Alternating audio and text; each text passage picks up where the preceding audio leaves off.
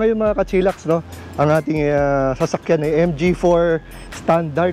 So ang pagkakaiba naman dito, ang may-ari nito, teacher ko sa Sobel. Ginagawa mo! Nung high school. Kaya tayo patong pa, let's go. Alamin natin kung bakit siya nag-shift into electric. Kasi dati siya, di gasolina. Pero may gasolina pa rin siya. Ano, nag-shift ka sa ano? What made you... I think for practicality, and I also appreciate yung the benefit of using non-fossil fuels. Medyo ano na rin tayo, conscious na tayo sa environment. Conscious din. If I can help, di ba? Minimize the emission, then it's not so bad. So yun ba yung first reason mo? Yung environment? To be honest, hindi. O curiosity pa rin ang nauna? Yeah, actually, it's something new. I wanted to be an early adopter as well. Well, at least in the Philippines. And I read a lot about it eh. Nakita ko yung practical value of shifting from ICE to electric. So, nakita ko yung one of the things talaga, yung mga recurring expense is something that if you can eliminate, it will obviously do you good in the long run. Yes. And besides yung experience of driving an electric car, I always hear about yung early adopters, no, saying na once you start driving an EV, you'll never go back. Is it true?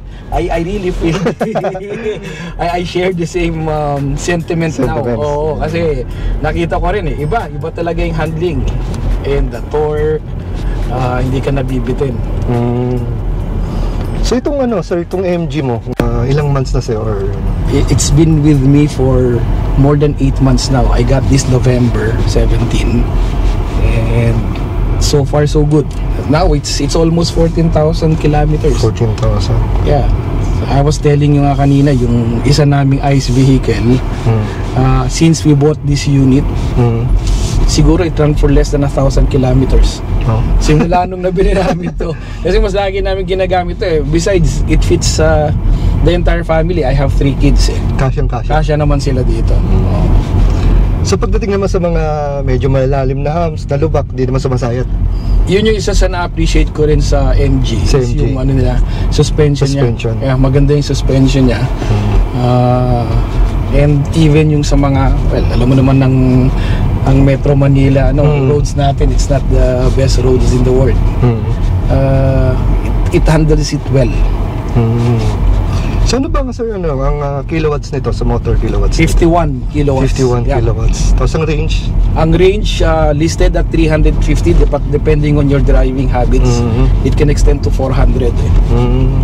But I also experience getting less during the height of the summer heat, yung sa El Nino. Bumababa siya kasi medyo pagod yung aircon. You have to use a lot of energy. So talagang kahit pa paano sir, it affects the battery. The battery, it affects the battery, yung mga ginagamit mo, especially yung aircon. In fact, if you just click on the aircon, you turn it off, you will see that the range will increase eh. Automatic siya, nagko-compute na siya because it knows that if you continue not to use the aircon, mas mababa yung usage niya ng power. And then when you are caught speeding as well, yun, alam mo na, mag-a-adjust na rin siya. Mag-a-adjust na naman siya. So during that time sir, nung 8 months ago, bakit ito napili mo sa, medyo marami na rin lumabas na EV nun, di ba? I was supposed to buy originally a hybrid. Hybrid? Oo, hybrid. Nag-test drive kami nung Yaris. But it didn't feel very well. So we tested another car, yung nakita namin yung BYD. So in terms of price, almost the same siya. But the other one is full EV na. And then we were asked to attend the auto show. Yung car show na yan, that was the time when this was introduced. The design was so different eh. Ang laki nung difference niya, pero the price is almost the same. So we decided right there and then okay, we're getting the MG. Nice. For as long as the agent will be able to deliver it before my birthday the following month. Yun. So, umabot naman siya. Umabot. And the rest is history. So yung experience na ni Sir Raka. Actually, teacher ko to nung high school. Maliwala kayo sa Why, hindi. this is my best student in math. Buti di ako nag-repeat. Sir, bago natin tapusin itong vlog na to, sir. Bago sa mga mag-shoutout sa mga ating mga kabatchmates natin sa batch 93. Batch 93, hello guys. I miss you all. Yeah. Let's meet up one of these days. Nice. So again, sir, maraming salamat sa pagkakataon na to. Pero of all places, dito pa sa EVAP meeting tayo nakita. Yeah. Yan. At syempre, tutuloy natin yung mga meetup natin kasama yung mga barkada. So Looking again, forward to it. yes. So, sige, sir, ingat lagi, sir. Okay. Ingat. Ingat din. So yun mga ka-chillax, isa sa mga nagustuhan ko sa EVAP meeting na to ay hindi lang yung mga nagagandahang mga EV, kundi pati yung mga information na matututunan dito tungkol sa mga batteries and so much more.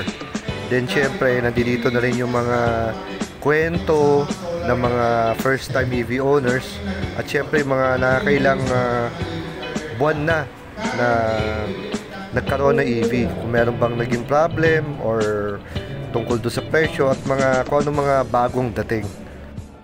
So ito naman po yung presyo ng MG4. Yan.